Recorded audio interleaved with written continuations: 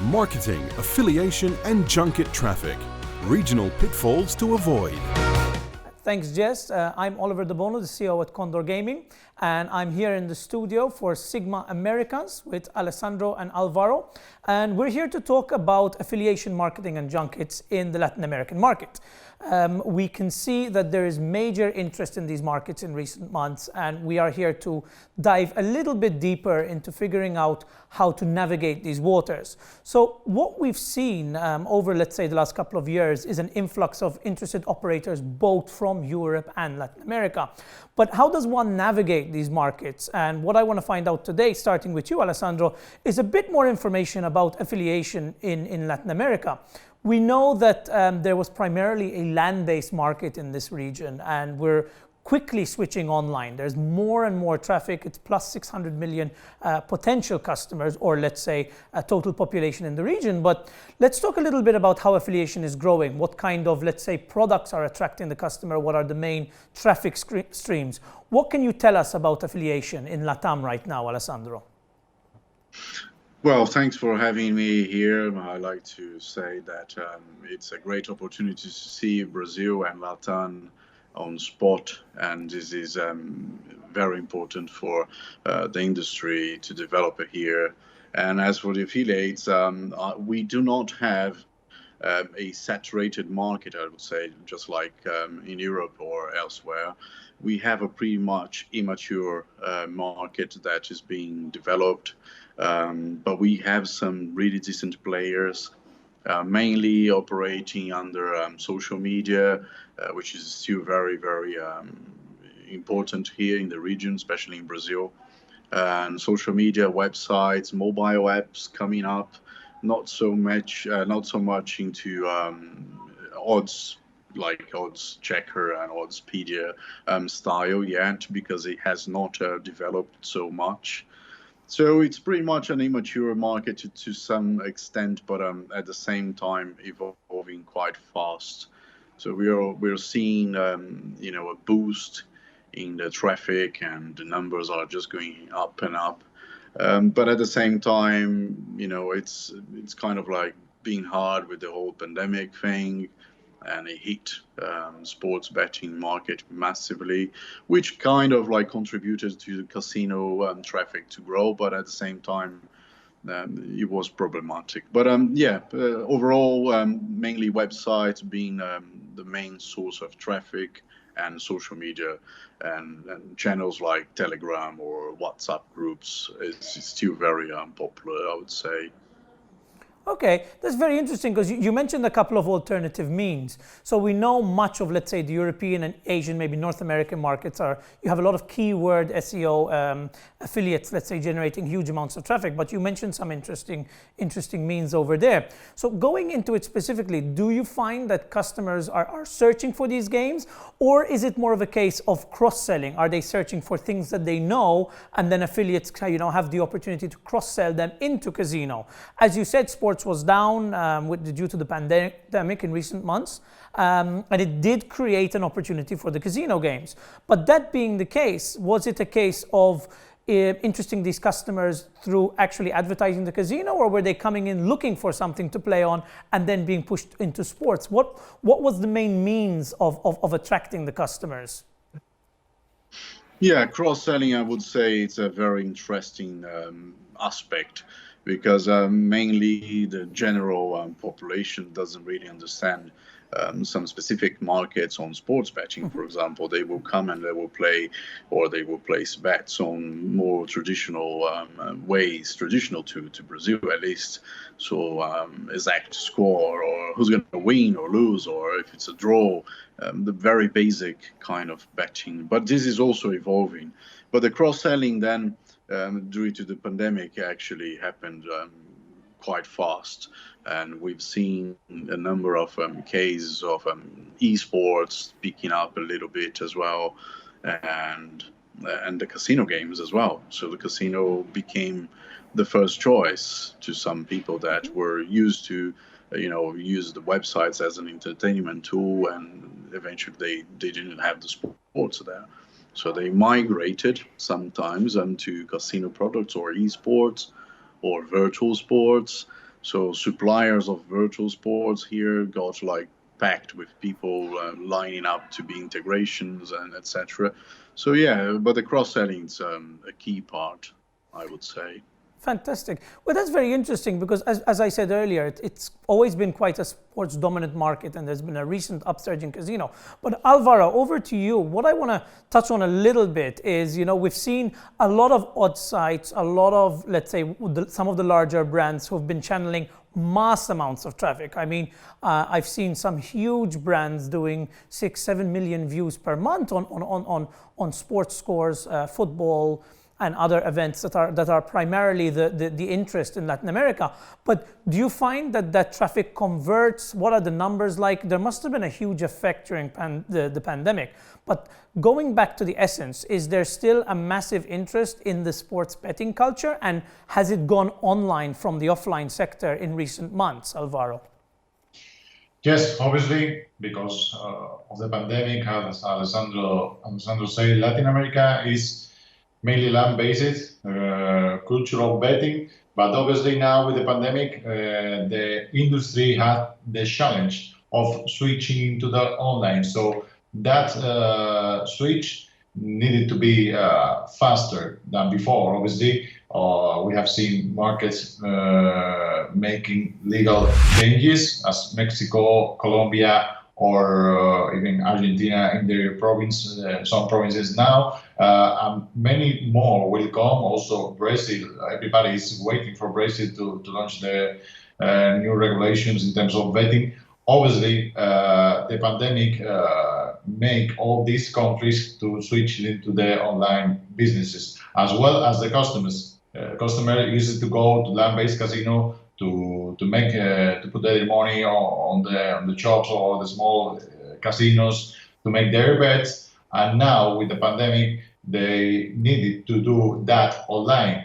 So as Alessandro said, it was a bit immature in terms of online gaming, but obviously let's say verticals like esports or casino, they get a peak now of visiting, and especially we saw that in Expedia about the esports. So in the last months, esports has been picking up really, really good, especially because people wanted to see something like sports, and the closest stuff to see or to watch in internet it was esports. So the esports has been picking up, and I think the pandemic has been good for that, to see which kind of alternatives you can find in terms of the land-based casino when the land-based casino are closed, which is the alternative, obviously, bet online. I mean, that's very interesting. As you said, sports has always been a major driver. You also mentioned very quickly there regulation. Has regulation affected the traffic in any way? Because I think what's happening, and we've discussed this in previous panels, that a lot of customers, when looking for a product, there needs to be an element of trust. And obviously with regulation, companies are allowed to create, let's say, more diverse marketing campaigns. Has this opened up new doors for products like your own to channel more traffic? Obviously, the regulations, as you say, Oliver, is giving the trust to the customers. So obviously, I mean, there are markets who are regulated by themselves, or they have all regulations. So they needed to improve their laws, because obviously the online world has come and has come to stay for longer.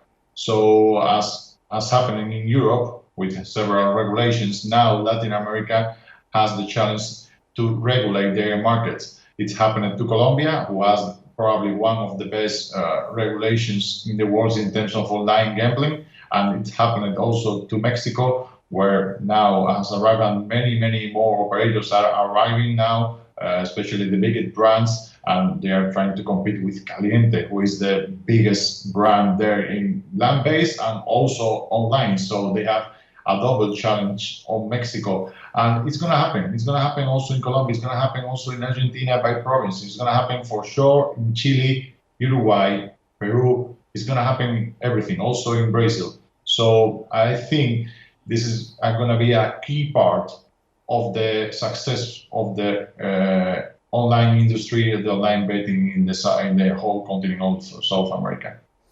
Exactly. I mean, that's what we've been looking at as well as an operator looking at the market from let's say European eyes. We've noticed there are some trends, and you mentioned again on regional differences. And one of the key terms I think that has been thrown around a lot when it comes to the Latin American market is localization. We have seen this across all sectors of the gaming industry. By that, I mean, obviously, you need to localize your payments, your product. But what about affiliation? So, Alessandro, you mentioned Brazil earlier. We know that this market has a keen interest in the video bingo market, not only video bingo, but many products. But this seems to be one of the major leading products in Brazil. How does that affect affiliation? Are you guys picking up on those keyword searches to allow for more cross-selling? Or is this, let's say, the primary game that you can use to funnel the customer to the operator?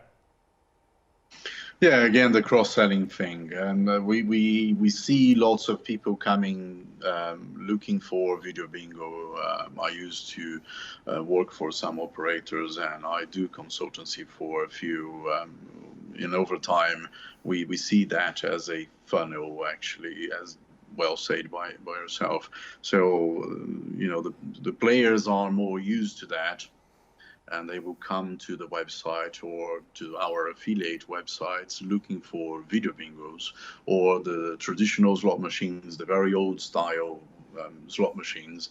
And eventually they will go and try something new and, evolve to a player that will understand how a net end game works. Mm-hmm. But primarily, I would say they will come straight away looking for video bingos, and then eventually, some might actually stay there forever. They just like it.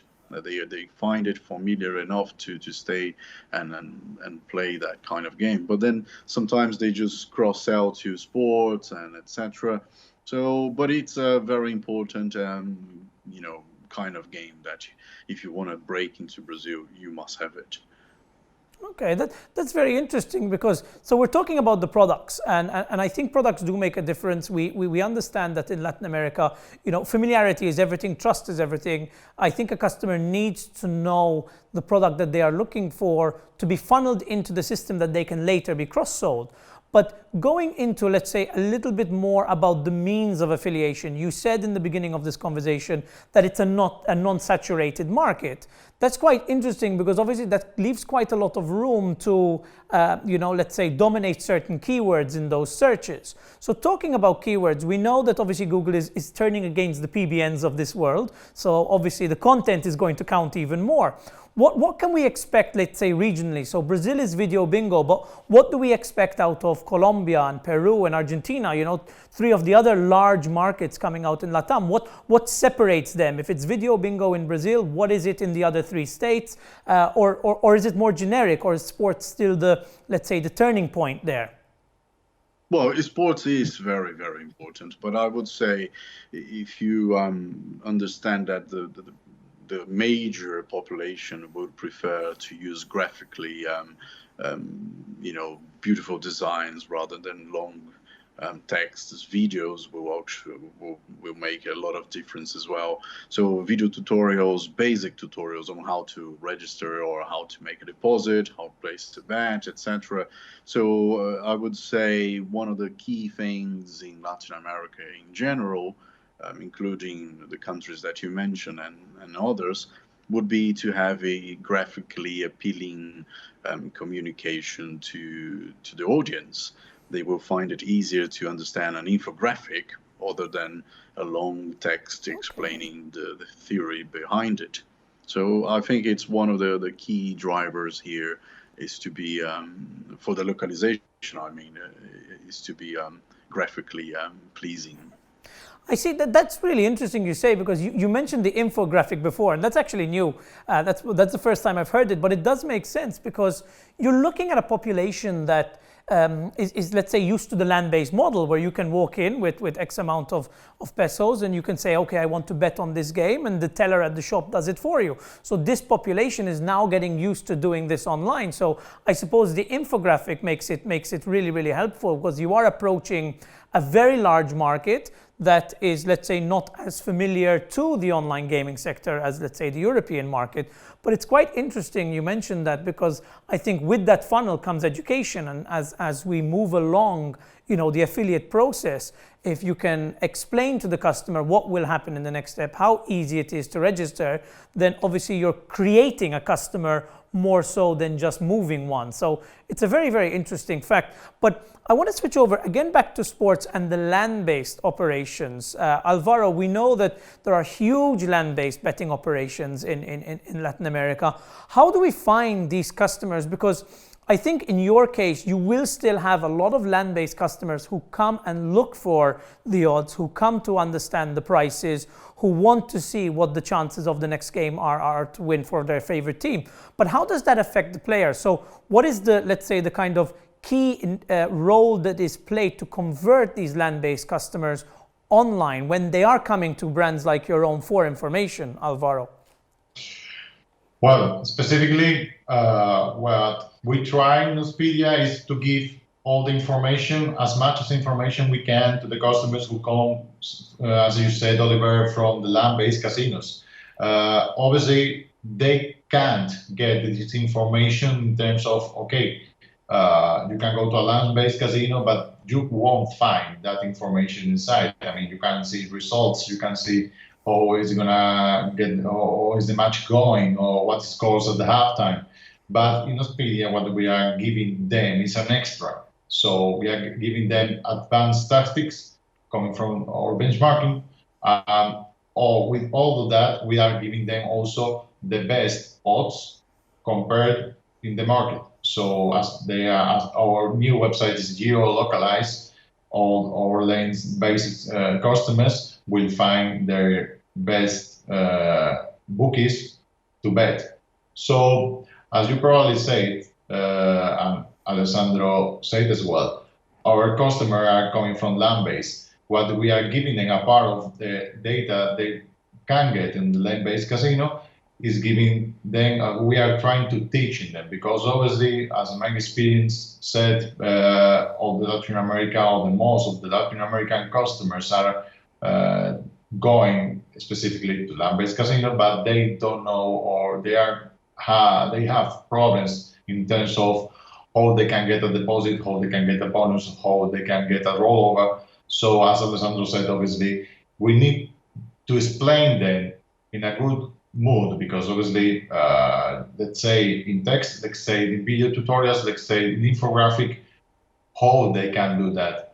Apart of that, we are giving them all data for free, so they can check just our website in Expedia to see, okay, let's see River Plate or Boca Juniors in Argentina, they are scoring 2.3 goals per game. So you have these stats, you know they are there, and with this data you can also go to the odds and select what you want and try to get money, obviously. Well, that's exactly it. So again, we're going back to the idea of localization, looking at the data, looking at the customer behavior. But going on to customer behaviors, we touched on a very interesting topic earlier in one of the earlier panels, and we said that there is a sense of the interest within the bonuses online. And we have noticed, for example, in the European market, bonuses have become very cutthroat in a way where you really have to have the best to attract the customer. So Alessandro, back to you. Looking at casino bonuses, for example, do they really define the Latin American market? Because when you see in European offers, you have 200%, 250%, up to huge deposit amounts now to maintain a customer base. With such a new market in LATAM, how are customers responding to such bonuses? Is there a sense of distrust? Is it, wow, this is interesting, and it makes the conversion quite easy? Because there is quite a bonus-driven market from what I understand in LATAM, Alessandro. Yes, you are completely right. It is a bonus-driven country or even region, especially due to the fact that the trust is not the major fact here. So they actually would like to try before buying, and having a bonus scheme that is sensitive to their expectations is actually very important. So just from experience, if you come to Brazil with a bonus very strong, giving 100% on deposit up to, I don't know, 5,000, people don't even believe that it's real, or people will just doubt completely. They will say, oh, this is completely wrong.